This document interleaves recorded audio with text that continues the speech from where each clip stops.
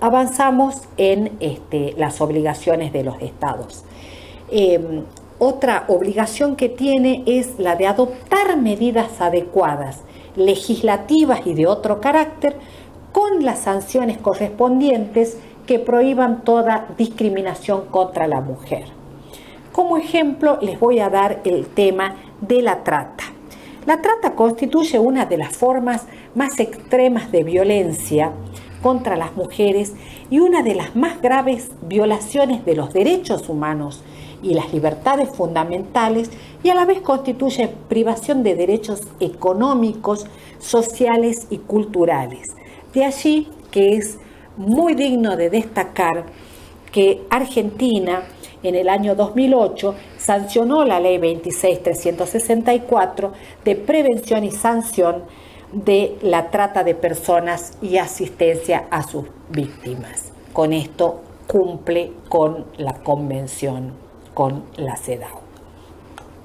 Otra obligación de los estados parte es abstenerse de incurrir en todo acto o práctica de discriminación contra la mujer y velar porque las autoridades e instrucciones actúen de conformidad con esta obligación. Argentina cumplió también con esta obligación mediante la sanción de la ley 23.592 de penalización de actos discriminatorios, es decir, lo ha tipificado los actos discriminatorios y tienen una sanción en el Código Penal. Quiero ponerlo como ejemplo porque quienes están escuchando son futuros y futuras abogados y abogadas. Entonces es importante que conozcan este instrumento jurídico nacional porque van a poder recurrir al mismo en defensa cuando se les presenten casos de discriminación por género, por discapacidad, por raza, por religión, pero se dan todos estos supuestos, pero principalmente la mayor cantidad de actos de discriminación son discriminaciones por género. Otra obligación que establece la Convención para los Estados parte es adoptar todas las medidas adecuadas, incluso de carácter legislativo, para modificar o derogar leyes, reglamentos, usos, prácticas que constituyan discriminación contra la mujer. Les traigo como ejemplo el artículo 264 del Código Civil de Vélez Sarsfield, que luego de definir a la patria potestad como el conjunto de derechos y obligaciones que tienen los padres sobre las personas y los bienes de sus hijos desde la concepción y mientras sean menores de edad o no se hayan emancipado, establecía que el ejercicio de la patria potestad le correspondía, en el caso de los hijos matrimoniales, al marido. Esta era una grave discriminación contra la mujer, que recién también después del advenimiento de la democracia, una ley que se sancionó en el año 1985, es la ley de patria potestad compartida. Bueno, de esta manera, Argentina cumple entonces con CEDAW a través de esta ley. Otra obligación de Estados partes es derogar todas las disposiciones penales nacionales que constituyan discriminación. Por ejemplo, el Código Penal argentino, que data de 1921, que si bien ha sufrido, o mejor dicho, ha tenido algunas modificaciones, pero se mantiene a lo largo de ya el año que viene, 100 años, reprimía con prisión de 1 mes a 1 año a la mujer que cometiere adulterio, a su amante, al hombre que cometiera adulterio y a su manceba. Acá se configuraba también una de las más graves discriminaciones contra la mujer. ¿Por qué? Porque para que una mujer cometiera adulterio, bastaba una sola relación sexual fuera del matrimonio. Mientras que para que se configurara el delito de adulterio para el hombre, era necesario que el hombre tuviera manceba. ¿Qué quiere decir manceba? Para los más jóvenes, las más jóvenes, manceba quería decir tener otra mujer en un mismo rango de igualdad a la esposa. Es lo que deben escuchar en las películas, cuando se dice la casa chica y la casa grande, cuando se dice la otra casa, cuando se dice tener dos hogares con dos mujeres. Bueno, esa era una gran discriminación. Porque, o sea que el hombre podía tener relaciones sexuales con diversas mujeres y no cometía adulterio. Tenía que tener la otra mujer, la otra casa. Esto, por suerte, fue modificado y en el año 1995 se despenalizó el adulterio y bueno, como consecuencia se termina con esta discriminación. Se termina en la legislación, pero en los hechos, ¿cómo todavía se analiza de distinta manera cuando el hombre tiene lo que ellos llaman un desliz, una aventura, y cómo se considera cuando es la mujer la que, estando casada, tiene una relación con otro hombre?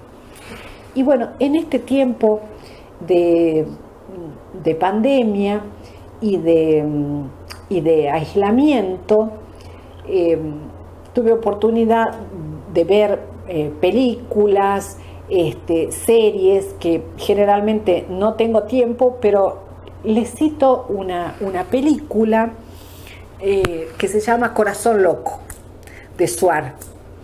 Ahí se ve cómo el hombre tiene dos hogares. Creo que, si mal no recuerdo, uno es en Buenos Aires, en Capital Federal, y el otro es en Mar del Plata o en algún otro lugar de la costa. Y se lo ve, se presenta el tema como comedia. Entonces, como que todavía se sigue considerando como algo, el hombre que tiene otra mujer o que tiene, es un ganador, o es se lo considera de una manera jocosa, y así está demostrado en la película. Ahora, si vemos una película en la que se toca el tema de que una mujer casada tiene alguna relación con otro hombre, no se la trata como comedia, se la trata generalmente como una película dramática y generalmente con un final poco feliz. Si bien está Corazón Loco, bueno, tiene un final bueno porque las dos mujeres lo dejan, pero no se da siempre. O sea, como todavía, si bien estará despenalizado el adulterio, ya no será causa de divorcio, pero como en la realidad se juzga de diferente manera una misma conducta que realiza uno u otra cónyuge. Bueno, continuamos. ¿Cuál es salimos ya del tema de las obligaciones? Son muchísimas las obligaciones y vamos a dejar, como dije, todos los documentos colgados para que puedan leerlos, analizarlos, pero tenemos que continuar. El tiempo es tirano. ¿Cuál es la autoridad de aplicación de la convención? es el comité, que es un órgano conformado por 23 expertos y expertas. En realidad, en este momento está conformado por 22 expertas y un experto. Estos expertos o expertas, porque la mayoría siempre han sido mujeres, supervisan la aplicación de CEDAW. Ahora bien, el comité tiene que hacer, ¿cuál es su obligación fundamental? Hacer un seguimiento en todos los países de cómo se va avanzando en este fin que es la igualdad de hombres y mujeres. Y a su vez, los Estados partes tienen que enviar informes periódicos sobre cómo van avanzando en la igualdad y cuáles son los obstáculos que se presentan. Estos informes los deben presentar los Estados partes y, como les dije, por eso que es importante conocer cómo surge la Comisión sobre la Condición Jurídica de la Mujer, que yo les comenté que se relaciona con las organizaciones no gubernamentales. Bueno, las organizaciones no gubernamentales pueden presentar lo que se llama los informes sombra al comité. Entonces, ¿qué va a hacer el comité? Va a comparar lo que les presenta el Estado y lo que les presentan las organizaciones no gubernamentales sobre un tema, como puede ser mujeres rurales, mujeres indígenas, sobre violencia, sobre trata, para conocer realmente cuál es la situación del país. Y en base a eso va a emitir sus observaciones.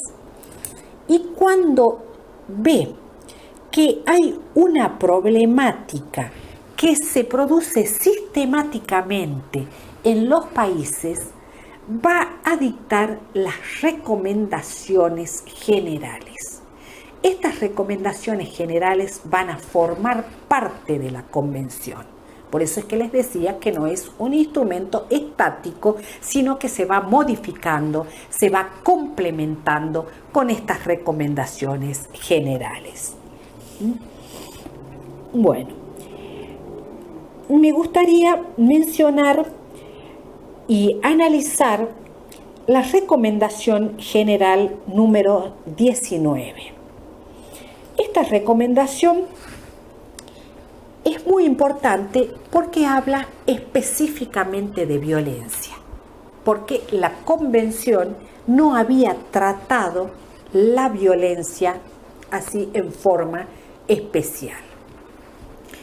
En 1989, el comité le recomienda a todos los estados que manden informes para saber cómo era la situación de sus países, estadísticas, modalidades, tipos, lo que vieron en el primer módulo, que les dé a conocer cómo se presentaban, cuáles eran las tipologías más frecuentes, las modalidades, como para tener un cuadro de situación de todo el mundo.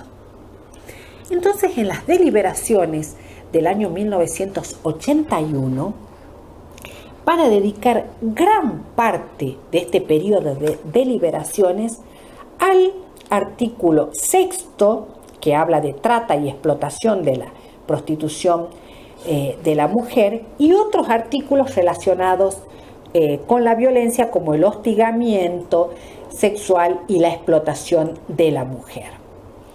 Esta recomendación, que obviamente continúa vigente, entró en vigencia, valga la redundancia, en enero de 1992. Y va a incluir en el artículo primero de la Convención,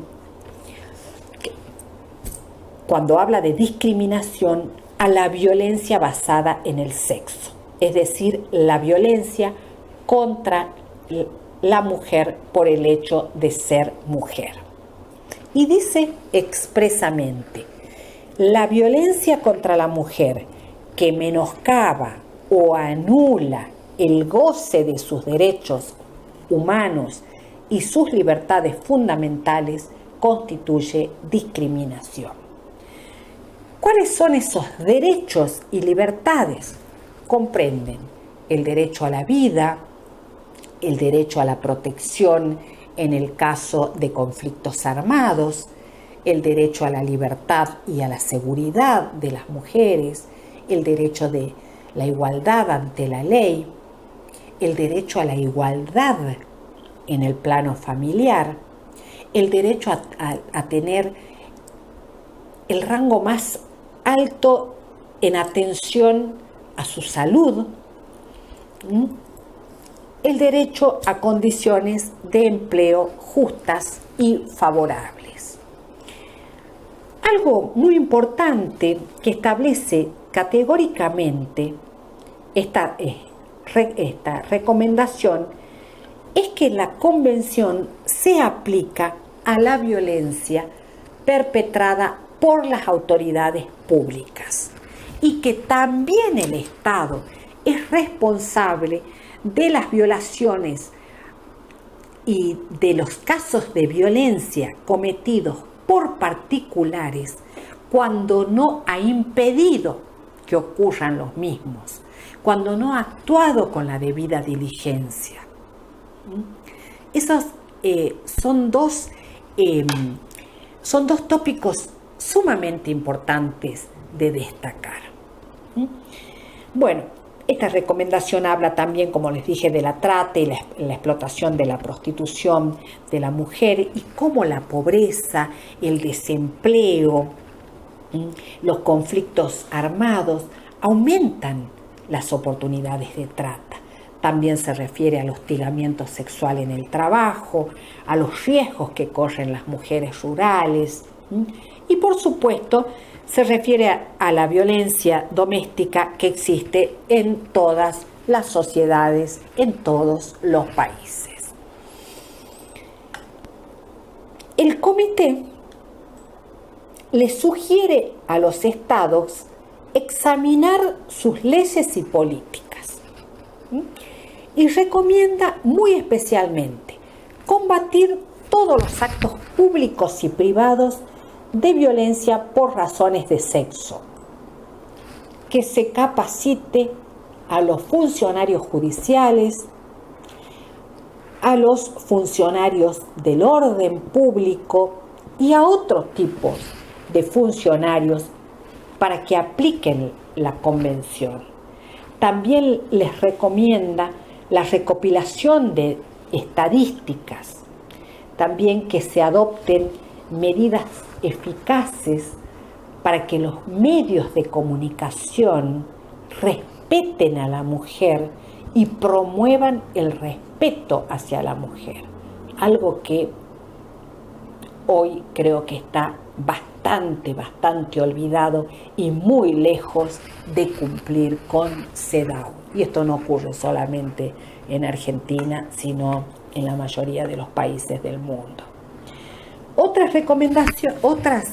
recomendaciones que hace o sugerencias que hace esta recomendación es que se introduzcan programas de educación y de información que ayuden a suprimir prejuicios que obstaculizan el logro de la igualdad de la mujer. Qué importante que es esto. Y siempre quienes hablamos de la violencia de género decimos que por aquí es donde hay que comenzar, por la educación, por una educación diferente, en el que se analicen los estereotipos, los prejuicios en los que son criados niñas y niños, y que como consecuencia de esta existencia de estereotipos y prejuicios trae como consecuencia la violencia. Por eso que digo tan importante y no nos cansamos de repetir, porque cuando se analiza tanto el tema de por qué tantos hechos de violencia, por qué no se logran bajar los números de violencia, por qué no se logran bajar los números de femicidio, porque hay que comenzar con la educación. Bueno, otras recomendaciones que hacen es que se adopten medidas para acabar con la trata y la explotación sexual, que se prevean procedimientos eficaces de denuncia y reparación, o sea, indemnización, que se establezcan servicios destinados a víctimas de violencia, por ejemplo, los refugios. También que se incluyan medidas que den oportunidades de capacitación y empleo a las mujeres, supervisión del empleo doméstico, apoyo especial a las mujeres rurales. Esta recomendación 19 es muy rica en conceptos, también la vamos a dejar colgada, y creo que Argentina es uno de los primeros países latinoamericanos que recepta el tema de violencia, ya que en el año 1994, las recomendaciones del año 1992, y en el año 1994 tenemos la primera ley nacional sobre violencia familiar.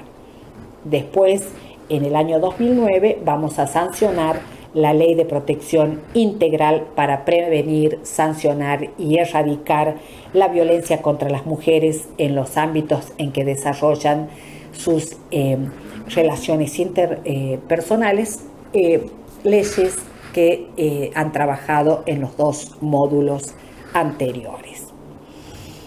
Una recomendación que a mí me gusta mucho comentar, que al principio les van a pensar, bueno, ¿qué tiene que ver esto con la violencia? Bueno, el comité aconseja que se dicten medidas especiales con carácter temporal.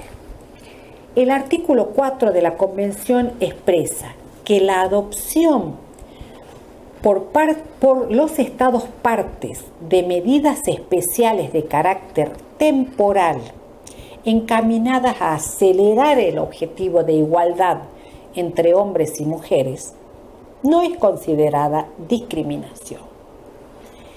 ¿Por qué es esto? Porque uno de los principios fundamentales de la Convención, no abordé el tema principios porque si no ya sería demasiado extenso, es el de la igualdad real, el de la igualdad de resultados, porque podemos tener igualdad formal, podemos tener muchas leyes como las que mencioné y las que seguiré mencionando en esta exposición, pero si en los hechos no cambiamos la desigualdad, de nada sirve. Entonces, esta recomendación se refiere a estas medidas especiales de carácter temporal, porque muchas veces la discriminación está arraigada en la cultura. Estas medidas han sido llamadas de acción positiva, de discriminación positiva, medidas afirmativas, bueno, de diferente manera. A mí, francamente, me gusta mucho la terminología medidas especiales de carácter temporal, que van a dejar de existir cuando el objetivo de igualdad se cumpla. Y, a ver, los dejo unos segundos para que piensen cuál puede ser una medida especial de carácter temporal. Mientras tomo un poco de agua.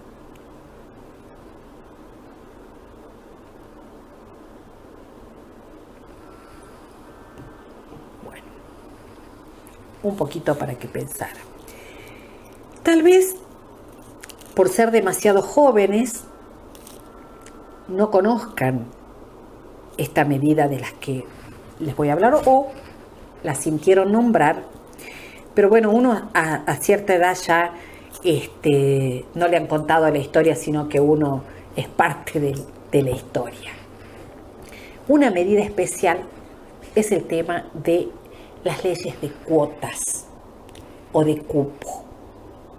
En Argentina le llamamos el cupo, que es dictar una ley para que exista una igualdad real en el tema político.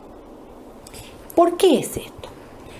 Porque si bien es cierto que en el caso de la representación de las mujeres en el ámbito político no existía una ley que prohibiera a las mujeres ser candidatas para ocupar cargos legislativos, tanto en el Senado o en el Congreso de la Nación o en las legislaturas provinciales. De hecho, se daba. En las primeras elecciones, por ejemplo, en las del año 83, el porcentaje de mujeres que ingresa al Congreso Nacional es del 4,33%. Y en el Senado era del 5,85, el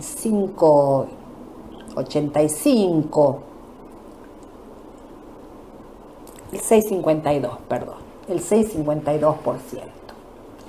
Entonces, ¿qué significaba esto?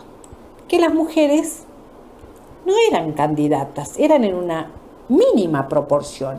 Entonces hacía falta una medida especial de carácter temporal para que pueda revertirse esta situación.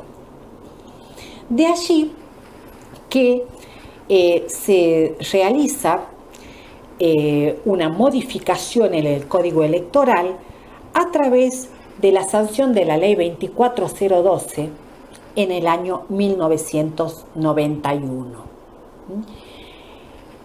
Se modifica el artículo 60 del Código Electoral y se establece que en las listas para las elecciones debían ser integradas por un mínimo del 30% de mujeres y en lugares expectables.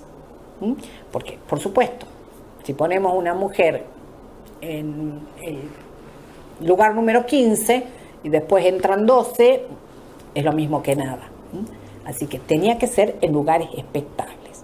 Esto, la verdad que fue una época tremenda, donde en primer lugar se peleó a brazo partido para que se sancionara esta ley. Fue sumamente resistida. Se hablaba hasta que las mujeres mismas nos discriminábamos porque necesitábamos de una ley para poder ser candidatas a diputadas, a senadoras, a concejalas, pero era necesario porque de hecho no se daba. Fueron muchos años de lucha.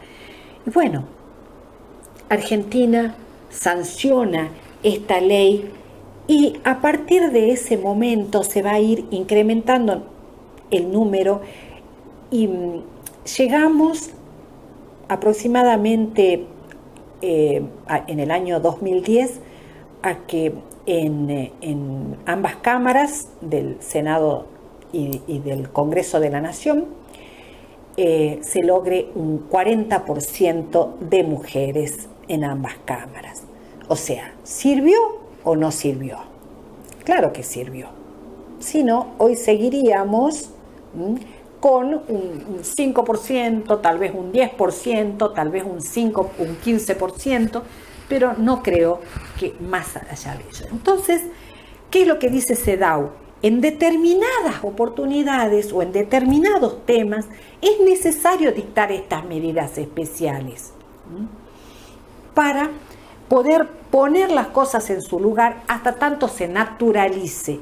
Porque si bien decimos que en algún momento estas medidas especiales tienen que desaparecer, habrá que ver en cada país y en qué momento. Hay países que ya la derogaron. ¿Por qué? Porque la ciudadanía en general comprendió la importancia y lo beneficioso que resulta para la ciudadanía, para la sociedad en su conjunto, que haya más mujeres en los escaños legislativos. Ustedes me dirán, bueno, ¿y qué tiene que ver esto con la violencia? Y tiene mucho que ver con la discriminación, sin lugar a dudas. La mujer era discriminada porque no era aceptado o no se permitía su ingreso a las listas de candidatas. Y también es violencia institucional. Ustedes han visto en el primer módulo qué es violencia institucional y bueno, este era un claro ejemplo. Por eso es que quise mencionar esta recomendación. Bueno, hoy Argentina ha dado un paso más adelante porque desde en el año 2017 se sancionó la ley de paridad de género para las listas de cargos electivos y partidarios y establece que se debe designar o se debe postular a las mujeres en un 50% y en forma alternada, intercalada y secuencial a partir del año 2019. Obviamente ya el año pasado ya se habían hecho las elecciones, ahora toca el año próximo. Bueno, veremos qué es lo que sucede, pero vemos que todavía, a mi juicio, no estamos en condiciones de derogar esta medida especial de carácter temporal. Solo a título enunciativo y porque habrán escuchado que en todo este tiempo he hablado de mujer, porque la convención hablaba de mujer en esa época, no recuerdo si lo dije, no se mencionaba el género, si bien había muchísimas escritoras que ya habían construido el tema del género, pero como les decía, la convención es dinámica, siempre se hablaba de mujer, pero en la recomendación 28 del año 2010 ya se habla de sexo y género. Es muy interesante, les aconsejo su lectura. CEDAW, o mejor dicho, el comité de la CEDAW continúa trabajando. Sin ir más lejos, este año,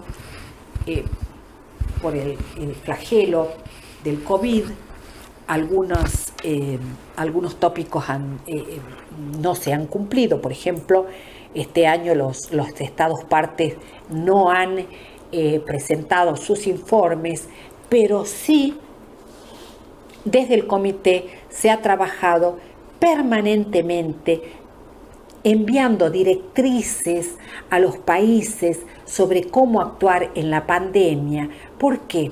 Porque con esto del aislamiento, el lugar más inseguro para las niñas y las mujeres es el propio hogar.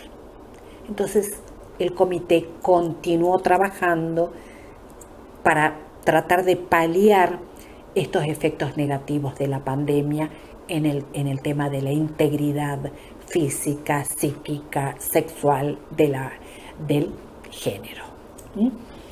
También ha seguido trabajando en un proyecto de recomendación sobre trata de mujeres y niñas en contexto de la migración mundial, que es uno de los fenómenos que se viene dando en estos últimos años.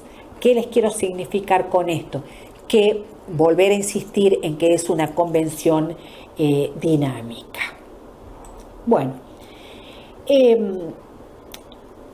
hasta aquí toda la parte teórica, pero no existía hasta el año 99, no existía un mecanismo para que se hicieran efectivas las sanciones. De allí que en el año 99, 15 años después de aprobada la CEDAW, se firmó un protocolo facultativo de la Convención que establece mecanismos de denuncias por violaciones graves o sistemáticas de los derechos humanos de las mujeres y le otorga competencia al comité para investigar. Este protocolo obliga a los estados signatarios a reconocer al comité y a considerar las quejas formuladas por personas u organizaciones no gubernamentales. ¿Cómo se realizan estas denuncias y cuáles son, a mi juicio, las denuncias que deben presentarse en el caso de violaciones a los derechos humanos? Y esto se los digo a las personas que están escuchando, que próximamente se van a graduar de abogados y abogadas. Y es un mecanismo que es muy importante que lo conozcan. En primer lugar, las denuncias pueden ser realizadas por una persona, por un grupo de personas, por organizaciones no gubernamentales, son gratuitas. Hoy vuelvo al tema de la tecnología, de la importancia. Si ustedes entran en la página de CEDAW, van a ver que está el formulario para hacer denuncia.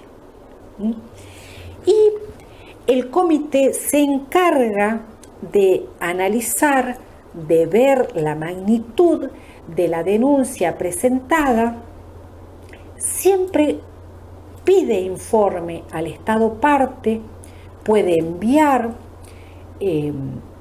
a las relatorías, de algo que también no hubo tiempo de decir, que aparte del comité hay diversas relatorías sobre distintos temas. Entonces puede enviar a los países relatores, relatoras, para que estudien el caso y para poder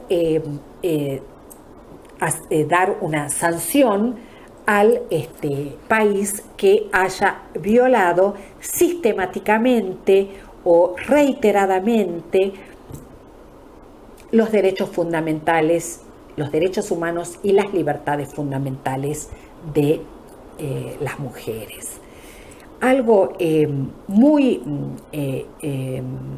de avanzada es que no es necesario, para presentar una denuncia ante el comité CEDAW, que se haya agotado la vía interna, porque generalmente todos los organismos internacionales requieren que se agote la vía interna. Esto quiere decir que haya un pronunciamiento por parte de nuestro máximo órgano judicial, o sea, la Corte Suprema de Justicia de la Nación. Por ejemplo, en el tema trata, hay una relatoría que dijo que en el tema trata se puede recurrir directamente ante el comité de la CEDAW. Asimismo, cuando las causas van muy lentas, cuando no se actúa con la debida diligencia o cuando han quedado paralizadas, pueden saltarse alguna instancia y recurrir directamente a comité de la CEDAW. Bueno, y para concluir, quiero decirles que, creo que les ha quedado claro, pero repetir que cumplir con CEDAW es una obligación del Estado Nacional.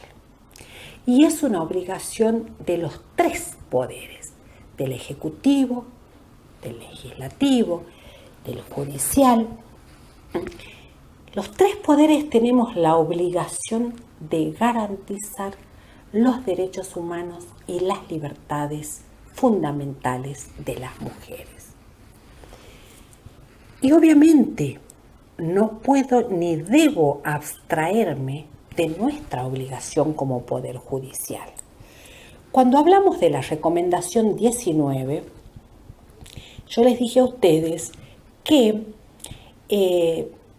se aconsejaba que se capacite a los funcionarios judiciales y que se realicen recopilaciones de estadísticas.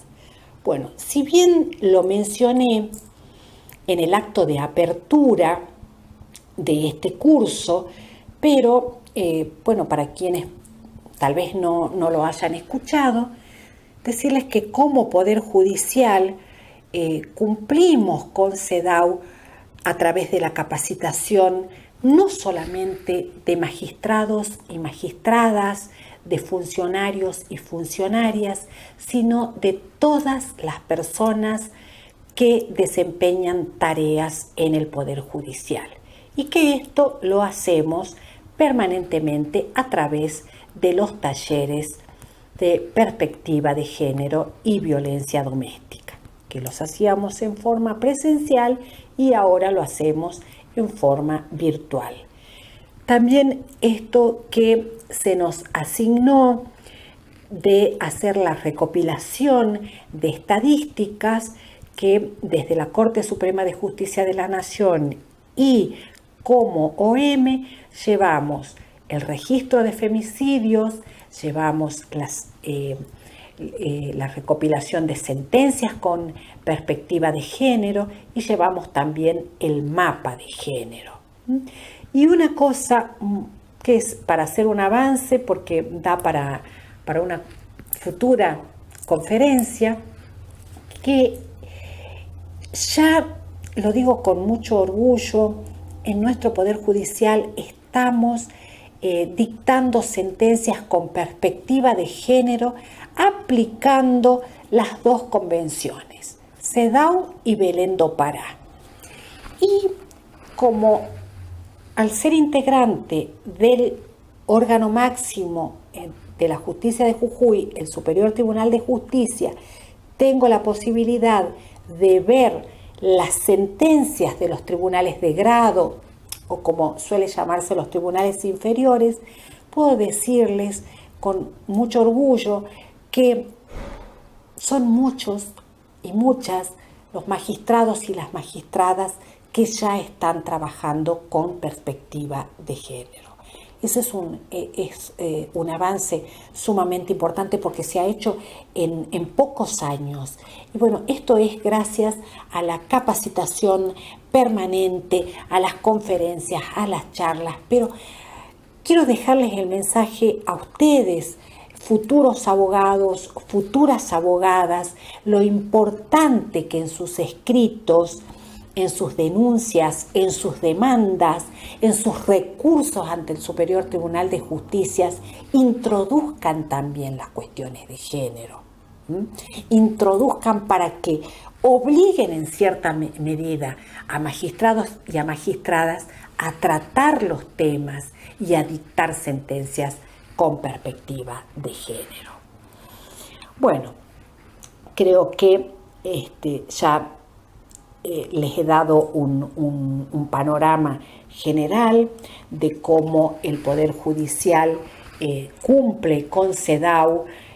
Creo que los tres poderes del Estado cumple con CEDAW, y como una reflexión final y personal, ya después de más de 35 años de militar, por lo que en ese momento, desde que me inicié, le llamábamos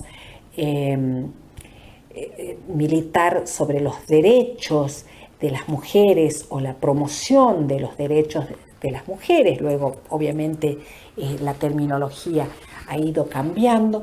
Decir que en este largo camino son muchas las conquistas que uno ha podido ser parte, que uno ha podido y que puede hoy anunciarlas como cumplidas, pero que seguramente falta mucho por hacer, más en este momento, como dije, que se ve en los números de las víctimas de violencia que pareciera que no merman. Bueno, hay mucho por hacer. Sigue siendo tarea nuestra, pero bueno, también recibimos y la sociedad en su conjunto recibe el aporte de las personas como ustedes que están estudiando, así que qué bueno que hayan asistido y que sigan asistiendo a este curso que les brinda estas herramientas, y bueno, les auguro mucho éxito en la profesión que han elegido. Y bueno, y para quienes decidan tomar este tema y profundizarlo y poder dedicarse después como litigantes a defender los derechos de género y diversidad, bueno, esperamos que este curso les sea de gran utilidad. Muchísimas gracias.